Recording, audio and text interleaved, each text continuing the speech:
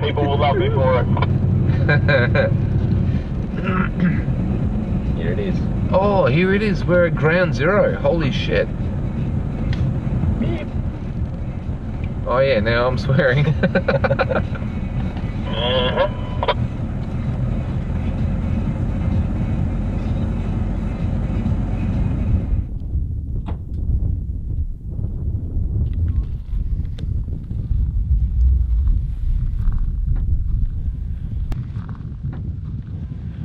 Well, it's not every day you get to stand in the exact location where a nuclear weapon has gone off.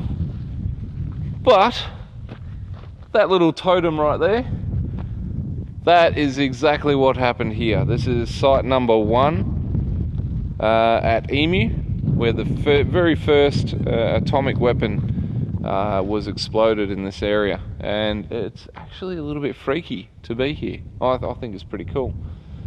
Something else worth mentioning, the observation points for this explosion, they're really not that far away. Probably, what do you reckon, Cam? 4 Ks? 4 kilometers away. That is nuts in this day and age to think that you could stand 4 kilometers away and watch a nuclear weapon go off. But that's what they did. So we're going to have a quick look around now. There's little bits of steel and framework that the bomb was hoisted up. I think it was 100 meters? 100 feet. 100 feet. Thanks, Cam.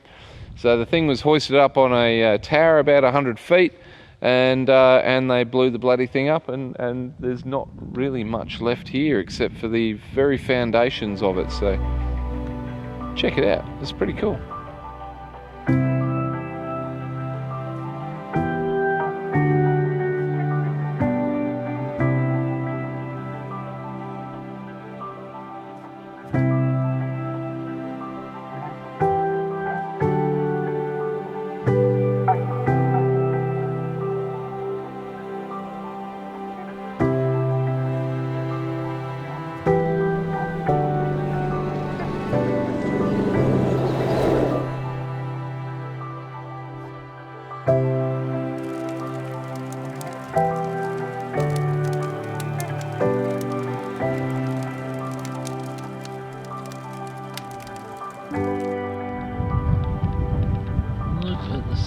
Of those bolts.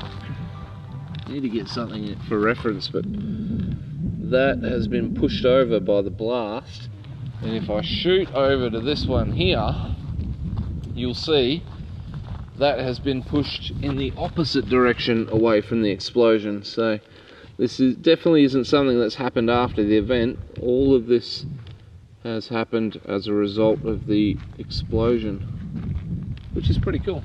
What do you think, Gav? Yeah, it's pretty cool, right? It's very interesting. Is this the first nuclear explosion you've ever seen? Well, I've never seen a real explosion, but I have been to the Montebello Islands and been on the islands there, so I have been to a similar site here. Oh, have you? Yep. How long were you allowed to stay at the Montebellos before you had to go? I just camped overnight, but to be honest, I'm not entirely sure if you're supposed to, but because given its age, I think staying overnight is perfectly okay. Yeah, beautiful. Yeah. Do you think we should stay here overnight? There's no trees, so it's probably not the best spot to camp.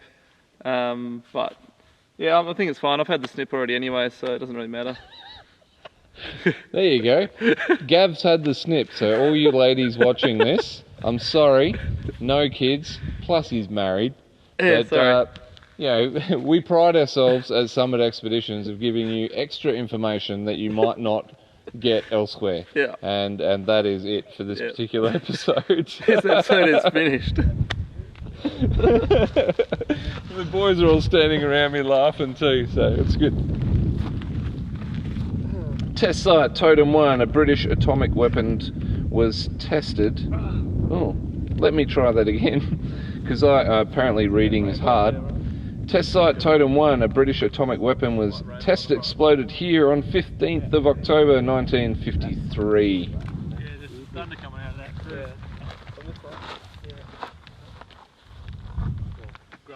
Grumpy noise. Angry sky noises. I wonder how long the radiation hangs around for after I thought it was 30 years. 30 years. Sorry, I'm getting in your shot. I'm getting in all the shots. Sago's just been trying to get this one shot for like too long. See, this is the problem. When you got 4 cameramen joining you in a shot, everyone gets in everyone else's way. And this is Ryan, and this is a really important shot for Ryan that he's been waiting. Just for going to go years. back and delete that bit. For some reason he can't take it. Yeah, I don't know Oh, why he's having. Maybe because people are just hanging around, and you know, right in front of my camera. If Ryan was a better photographer, he would get the shot he needs. But apparently something's blocking his view. I'm not very good. It's all good. Alright, I'm going to go find the other foundation. Yeah, here's the other one. You can see someone's gas axed. Someone's gas axed the steel away from that one. We'll And go on then. and there's the last bit of foundation right there. I reckon that bolt's a bit hard to get off. You reckon it needs some Denso tape? I Or reckon so. bit of WD-40 might help. WD-40 might do it, yeah. WD-40 fixes everything. Yeah. I'm surprised someone hasn't actually taken one off yet. I don't quite know Well, what size fucking what ring span you need to get on that one. Spanner that large. That one there, I don't know what's done it, but it's no longer the normal shape of the nut. Bit like these guys. I should have. Oh well. They say to check them every day. Oh, wrong nut. Sorry. Yeah. I'm really hoping we get some of this weather. How nice would it be to get a little bit of rain tonight? Not for the swaggers. Well, yeah, we're not in a swag though, so how nice would it It'd be? be lovely. Beautiful, in fact. Piss down for hours. Now, I wouldn't, but I wonder how many people have taken souvenirs away from this over the years. I'm surprised that this much is still just loosely laying here, personally. Yeah. Do you reckon they've taken it home and then, you know, a couple of years later ended up with cancer and regretted it? It died. It almost looks like some of this debris though, it looks like someone has brought it here to this particular spot. You know, it's a little bit random. They may have found it, and I mean the tower. I think the tower spots are probably legit. Yeah, they look like they're pretty well concreted in. But I mean that bit there, and you know that's somebody's tent pole, you know, so that's bullshit. Is it? Yeah. Yeah. Yeah. Thanks for that, Cam. I would have liked to have seen the ground after it's done. If it's like melted. Does melted mean turned to glass, or you know, like you're walking on it and it's shattering, like pressure and heat's turned it into glass? I don't know. But I think Len Bedell described it as being... he said melted. Yeah, melted glass-like. Yeah. So all this, you'd be walking along like cracking glass, standing on glass for the first time. But I don't know how far. I don't know if the heat barriers. You know, I know that the heat destruction's in the middle, and then it's pressure wave destruction further out. I don't know how far the heat and the melting part actually happens, but Maybe one of these other spots that we're going to check out will still have a little bit of the glass. We'll go check out Totem 2 from the second explosion that happened out here, and we'll see if there's any differences. Because I'm guessing, like a lot of the tests, every time they do one, it gets a bigger yield. yeah. Well, they're obviously testing them to improve something on them. So make a bigger bomb.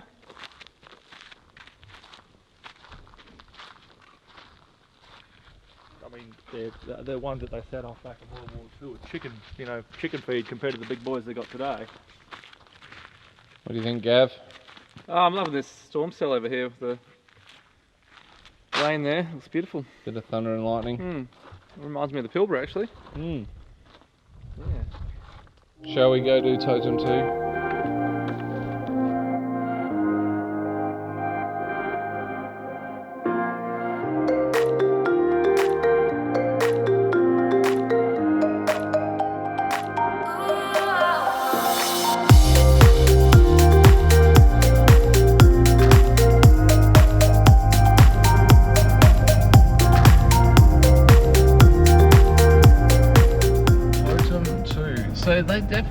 these little ridge lines going to each one. So they must have buried the cable that set the thing off, perhaps. So that wasn't, maybe so it wasn't set off prematurely by storms or no idea. Totem 2, that says totem 11. Surely they mean totem 2. The sign says, yeah, 1-1, it's got to be. The sign says it's totem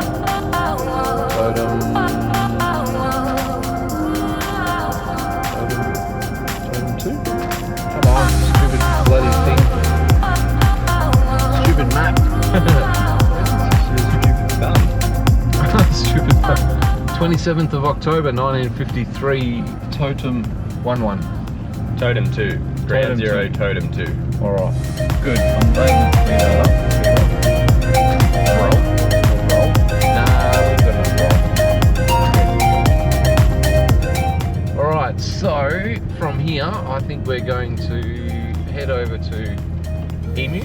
There's a Emu village, where the Emu village was.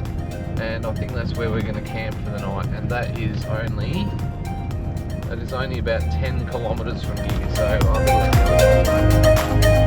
So just give you a heads up.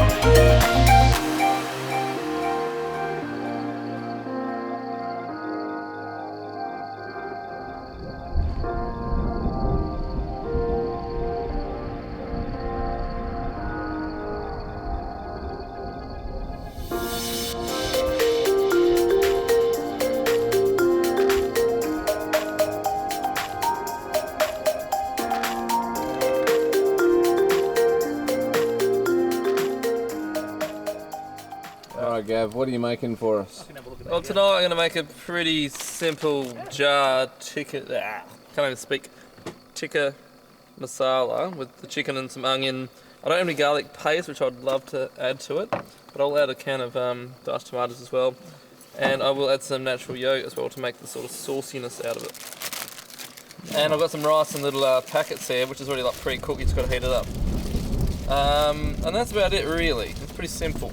Normally at home I'd have things like lemon wedges and coriander and naan bread and all sorts of stuff, which is, you know, you don't really need it, it's just... It's a nice touch. It's nice to have sometimes, but this is going to be really yum anyway, definitely. I reckon your truck might be 50 kilos. It's cheating with the after paste, this but when you're camping it's fine. When I'm at home I much prefer to make mine from scratch, but that's when you've got 3 hours to spare. In this case we do not. So I'm just going to throw it all in a pot and cook it on the coals in the camp oven right here. Yeah, normally I do the onions first for a little while, you know, saute them, but in this case it's not going to matter, it'll be fine, it'll still be really tasty.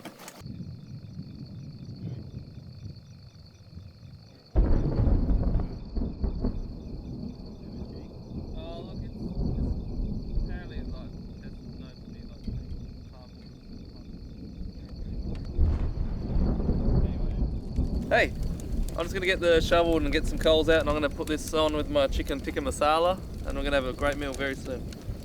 I'll be back.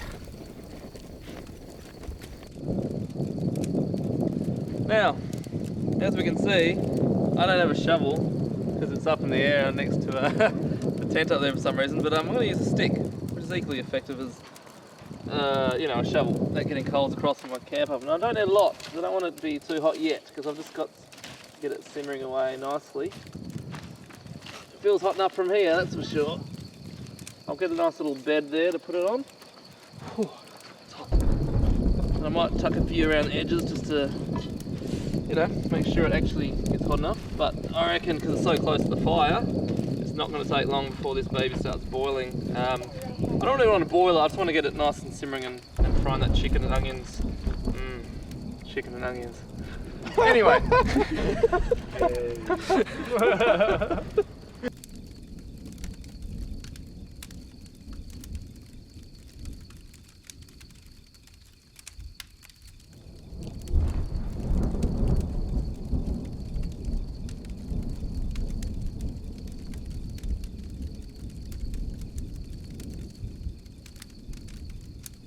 I guess since I've already started using this as a stirrer, I might as well continue, hey? It's actually pretty good. I forgot to mention I put some chicken stock powder in and a bit of water. And what I'll do soon, once this is sort of all nicely bubbling and away, I'll come back and I've got some natural yogurt. And I'm going to put the natural yogurt in here, and that makes the sauce a bit thicker, changes the colour a bit, and it just makes it a more authentic Indian style curry. Natural yogurt is the key. It looks really good already, look at that colour. Yum. Alright, I'm going to leave that for... I'll leave it for 10 minutes and check, because it gets quite hot here, so I don't want it to overboil, I just want to simmer it. So if it's too hot, I'll drag it away from the, this fire here and I'll bring it out a bit. And it also pays sometimes to twist the whole pot around, so you're not always just cooking one side. Okay? Let's do it. I'll come back in 10. There we go. Lovely. So we've got a, just a family size pre-cooked rice here. Normally they ask you to put it in the microwave, but it's much better just to shove it in a pot. Oh, it's quite moist already. It's pre-cooked. Yum. Makes your life easy on the road. So stir that in. You can also serve it separately, but you'd have to separately heat the actual rice, which is, you might not have time or might not be, might not care. So this is just like a nice ricey, chickeny stew. Oh, this looks really good, doesn't it? Yum. Oh. And you know what? This is finished. If you wanted to, you can add lemon juice or more natural yolk on top with some coriander, if you actually got coriander with you, but you probably don't when you're camping. But if you do, on your first night, you might as well, because it makes it way more awesome. But that's cooked, that's done. Let's eat it.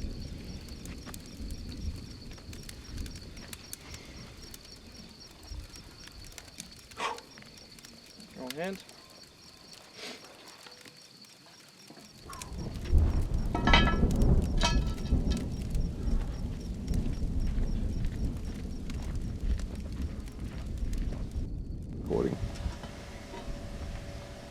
Alright, so here we go, our chicken tikka masala with a bit of rice already included, so we're just going to scoop it out into our bowls and it's going to be one sensational camping meal. Have a look. Yum.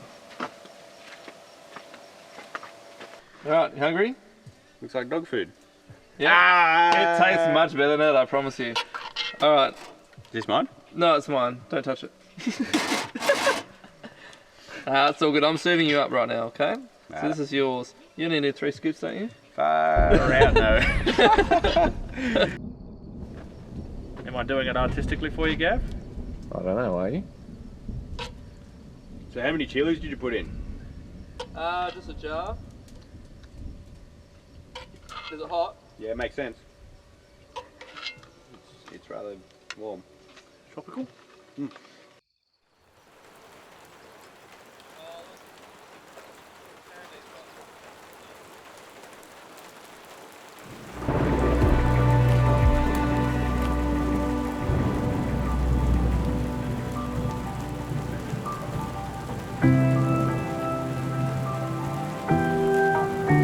Thanks for watching my video. Hit like if you enjoyed it, subscribe if you haven't done so already, and if you'd like to help with the creation of these videos, check out my Patreon page from the link above.